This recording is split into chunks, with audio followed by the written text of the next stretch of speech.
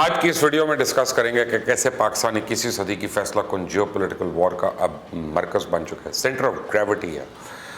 اسرائیل نے بھارت کی حمایت کا اعلان کر دیا، بھارت 38,900 کروڑ کا اسلحہ خریدنے جا رہا ہے۔ چائنا نے بھوٹان کو پیکج ڈیل آفر کر کے بھارت کی نیندیں آرام کر دی ہیں اور جلد ہی ڈوکلام پر قبضہ کر سکتا ہے، جبکہ پاکستان ابھی نندن کو ایک شرط پہ دوبارہ چائے پلانے کے لیے تیار ہے۔ لیکن آپ نے اگر ابھی تک اس چینل کو سبسکرائب نہیں کیا تو چینل کو سبسکرائب کر لیں، بیل آئیکن کو پریس کریں تاکہ آپ تازہ ترین صورتحال سے اپڈیٹ رہیں۔ بھارتی میڈیا کا دعویٰ ہے کہ چائنا پیٹرولنگ پوسٹ 15 سے پیچھے ہٹ گیا ہے، جبکہ پینگانگ ساؤ اور ہاٹ سپرنگ میں ڈیڈ لاک جاری ہے۔ بھارت کی طرف سے خالی پیلی زبانی جمع خرچ جاری ہے کہ کسی بھی صورت یک طرفہ سٹیٹس کو تبدیل کرنے کی کسی کوشش کو برداشت نہیں کیا جائے گا، لیکن اس وقت صورتحال یہ ہے کہ جو بھی کرنا ہے نا وہ بھارت نے کرنا ہے، اور اگر بھارت میں ہمت ہے تو اپنی جگہ زور بازو ذرا چھڑا لے، ورنہ چائنا نے جہاں بیٹھنا تو وہ بیٹھا ہوا ہے وہاں، اور ایسے اسٹریٹجک مقامات پہ بیٹھا ہے کہ اگر بھارت نے شرارت کی تو اپنے بہت سے ملٹری ایسٹس ایک ہی جھٹکے میں دھو لے گا۔ اور چائنا پہ چڑھائی تو ایک طرف اس وقت بھارت کو سخت پریشانی لاحق ہے کہ چائنا لداخ کے علاوہ بھارت کی سرحد پر ڈوکلام اور اروناچل پردیش میں گھس سکتا ہے، جبکہ بھارت نے سارے ملٹری ایسٹس لداخ میں لگائے ہیں، یہاں تک کہ بحریہ کے بیس اور مگ 29 بھی لداخ پہنچا دیے گئے۔ اس سلسلے میں یہ خدشہ اب ظاہر کیا جا رہا ہے کہ چائنا کا بھوٹان کے سیکٹینگ وائلڈ لائف سینکچوری پہ کلیم اور اس کے بدلے میں بھوٹان کا کوئی اور علاقہ دینے پہ رضامندی کا مطلب ہے چائنا یعنی ڈوکلام پہ قبضہ کرنا چاہتا ہے اور بھارت کو مزید پریشرائز کرنا چاہتا ہے، کیونکہ چائنا نے یہ مسئلہ پہلے اس لیے نہیں اٹھایا تھا۔ اس کا مطلب ہے کہ چائنا کبھی بھی کسی بھی وقت کسی جگہ کا کلیم کر سکتا ہے۔ اب سیکٹینگ وائلڈ لائف سینکچوری میں بھوٹان اور چائنا کے درمیان سرحد کا تعین نہیں ہے، اور چائنا بھوٹان کو اس حوالے سے پیکج سلوشن دے رہا ہے تاکہ مسئلے کو حل کیا جا سکے۔ اس حوالے سے چائنا کی پالیسی بڑی واضح ہے، کلیئر ہے کہ چائنا اور بھوٹان کے درمیان سرحدوں کا تعین نہیں ہوا ہے، جبکہ اس کی بھوٹان کے ساتھ سرحد میں مشرق، مغرب اور سینٹر میں تنازعات ہیں، اور اس سے پہلے بھی چائنا نے بھوٹان کو پیکج آفر کیا تھا جسے بھوٹان نے بھارت کے ایما پہ مسترد کر دیا۔ چائنا کا تو اس حوالے سے کہنا ہے کہ بھارت خواہ مخواہ میں بھوٹان کا ٹھیکیدار بننے کی کوشش کرتا ہے، اور چائنا اور بھوٹان اپنے مسائل خود حل کر سکتے ہیں۔ بھوٹان اور بھارت کے درمیان اچھے تعلقات ہیں، کیونکہ بھارت بھوٹان کو چائنا اور اپنے درمیان ایک بفر زون کے طور پہ دیکھتا ہے۔ اگر چائنا بھوٹان میں گھسنے میں کامیاب ہو جاتا ہے تو بھارت کی چکن نیک سلیگوری کوریڈور کے بہت قریب ہو جائے گا، جس کی وجہ سے بھارت میں بہت زیادہ پریشر پڑ رہا ہے، اور بھارت کی 8 ریاستوں کی سالمیت ایک ساتھ خطرے میں پڑ جائے گی، جہاں پہلے ہی آزادی کی مسلح تحریکیں چل رہی ہیں۔ اس لیے چائنا مسلسل بھوٹان پہ پریشر ڈال رہا ہے کہ وہ چائنا کے ساتھ اتحاد کر لے، جبکہ اس وقت پاکستان 21ویں صدی کے فیصلہ کن جیو پولیٹیکل وار کا مرکز بنا ہوا ہے، اور اس حوالے سے پاکستان کے لیے اس کی اسٹریٹجک امپلیکیشنز بہت زیادہ بڑھ گئی ہیں۔ دفاعی ماہرین تو یہ دعویٰ کر رہے ہیں کہ 9/11 کے بعد بھارت اور چائنا کا تنازع جنوبی ایشیا میں اسٹریٹجک توازن کی سب سے بڑی تبدیلی کی علامت ہے۔ 2001 کے بعد افغانستان میں امریکی فوج کی موجودگی نے خطے میں دوسرے تمام جیوگرافیکل سیاسی مفادات کی پردہ پوشی کی بھی تھی۔ 2002 اور 2008 میں امریکہ نے اس بات کو یقینی بنایا کہ بھارت اور پاکستان سرحد سے پار ہونے والے دہشت گرد حملوں کے خلاف جنگ میں نہ جائیں۔ دونوں مواقع پر امریکہ اور چائنا نے اپنا اثر و رسوخ استعمال کرتے ہوئے خطے میں کشیدگی کو روک کے رکھا، کیونکہ اس خطے میں وہ اپنے مفادات کو کسی بھی قسم کا نقصان نہیں پہنچا سکتے تھے۔ اس سے پہلے 1999 میں کارگل جنگ کا خاتمہ کرنے کے لیے بھی امریکہ نے مداخلت کی۔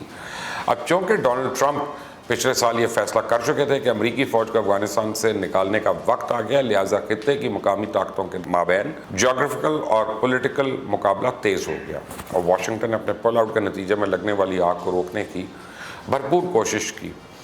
پاکستان کے ساتھ نعرہ بازی کرنے کے باوجود امریکہ نے واضح طور پر نریندر مودی کے گزشتہ اگست میں کشمیر کو ہندوستانی یونین میں شامل کرنے کے اقدام پہ خاموشی اختیار کی۔ مودی کے حوصلہ افزائی کر کے اس نے چائنا کے ساتھ تاریخی تنازع کو بڑھانے میں مدد کی، جو کہ تنازع کشمیر میں تیسرا خاموش کلیمنٹ تھا۔ اس کی وجہ سے کشمیر اب جدید ترین اور خطرناک ترین نئی کولڈ وار کا ہاٹ سپاٹ بن چکا ہے، جو چائنا بمقابلہ امریکہ، اس کے اتحادی مغربی ممالک، بحر ہند، بحر الکاہل کی قومیں جو چائنا سے خطرہ محسوس کرتی ہیں، ان کے درمیان جاری ہے۔ جبکہ کشمیر پاکستان کی خارجہ پالیسی کا سنگ بنیاد ہے، جس پر عوام سمیت تمام پلرز آف دا اسٹیٹ متفق ہیں۔ اس بات میں تو کوئی شک نہیں ہے کہ لداخ میں چائنا بھارت تنازع پر پاکستان نے ایک حد تک سکھ کا سانس لیا، کیونکہ چائنا اب کشمیر میں طاقتور سٹیک ہولڈر کی صورت میں سامنے آ گیا، جس پر بھارت کی 200 دھاندلی تو چلتی نہیں ہے، جبکہ بھارتی فوج کا سارا فوکس لداخ کی طرف موڑ دیا گیا، اور چائنا نے پاکستان کے خلاف ممکنہ ہندوستانی حملے کو روک لیا۔ اس طرح ایک میان میں 2 تلواریں تو رہ نہیں سکتی، اس طرح پاکستان اور بھارت بھی ایک بلاک میں نہیں رہ سکتے۔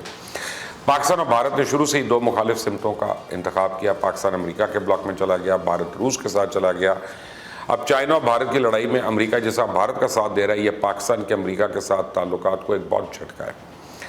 पाकिस्तान गुज़िश्ता 18 महीने से पूरी कोशिश कर रहा था कि अमेरिका के साथ ताल्लुकात को बेहतर किया जाए ताकि FATF यानी फाटफ की सूरत में जो दबाव इसने पाकिस्तान पर डाला हुआ इससे रिलीफ ले सके। इस सिलसिले में इसने अमेरिका की तालिबान डील में भी अहम किरदार अदा किया। पाकिस्तान तो ये समझता था कि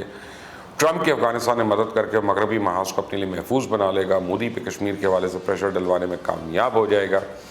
लेकिन इस वक्त 21वीं सदी की फैसला कुन जियोपॉलिटिकल वॉर का पाकिस्तान एक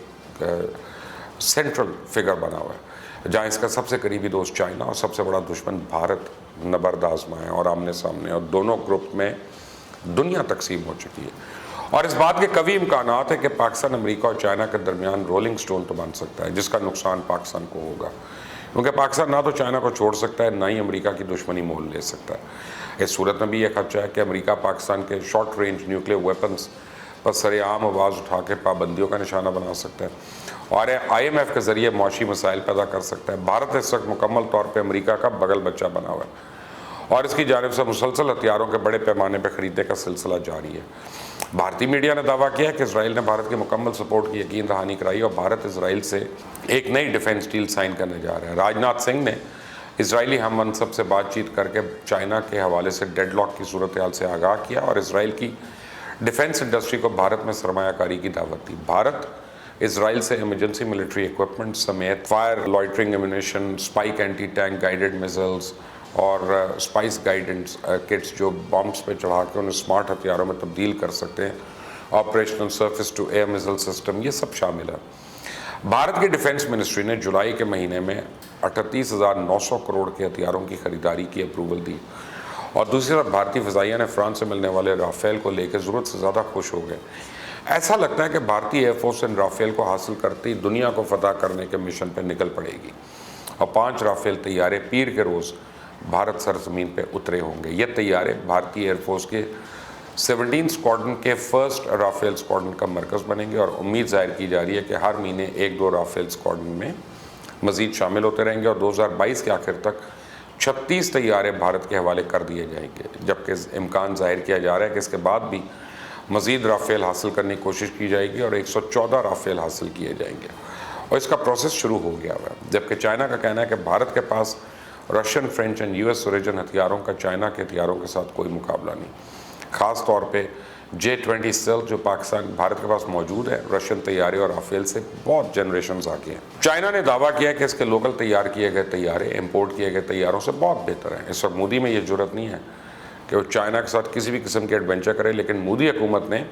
हथियार खरीदने के तमाम रिकॉर्ड्स तोड़ दिए। आपको याद होगा मोदी ने पाकिस्तान पर स्ट्राइक करने के हवाले से एक बयान भी दिया था कि बादलों और बारिश की वजह से इंडिया के फाइटर तैयारे पाकिस्तान के रडार से बच गए और इसलिए उन्होंने एयर स्ट्राइक की इजाज़त दे दी। इस तरह की जहनीत और IQ रखने वाला शख्स हमेशा अपने ही कमज़ोर लोगों पर बदमाशी दिखाने की कोशिश करता है और इससे किसी भी किस्म की हिमाकत की तवक्को की जा सकती है। लेकिन आपने सुना होगा ना, जो गरजते हैं वो बरसते नहीं और हमेशा गहरा पानी खामोश होता है। पाकिस्तान अपने दिफा को दिन ब दिन नाकाबिल तस्कीर बना रहा है और खामोशी से अपने काम में मसरूफ़ है और पाकिस्तान की सोच भारत से बहुत साल आगे है। पाकिस्तान चाइना के साथ मिलकर 5th generation stealth technology aircraft पे बहुत साल पहले से काम कर रहा है और पाकिस्तान की एक खसूसियत रही है कि भारत की तरह महंगे हथियार खरीदने की बजाय इससे बेहतर हथियार खुद बनाता है, जिसकी एक ज़िंदा मिसाल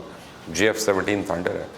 जिसने अभिनंदन को पाकिस्तान में चाय पीने पे मजबूर कर दिया और वो दिन दूर नहीं है जब अभिनंदन राफेल पे बैठ के दोबारा चाय पीने आएगा Pakistan. Mark my words.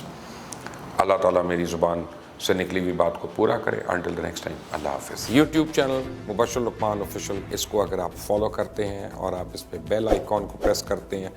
Subscribe करते हैं अगर आप यूट्यूब पे जाके, तो आप इंश्योर करेंगे इस बात को कि हमारी जितनी भी खबरें हैं, न्यूज़ हैं, व्यूज़ हैं, लेटेस्ट अपडेट्स हैं और वो बातें जो आपको कहीं नहीं मिल रही, वो आपको यहाँ पे मिलेंगी इंशाल्लाह। Stay tuned to Mubashshir Lukman official YouTube channel. Subscribe करना मत भूलिएगा, बेल आइकॉन प्रेस करना मत भूलिएगा।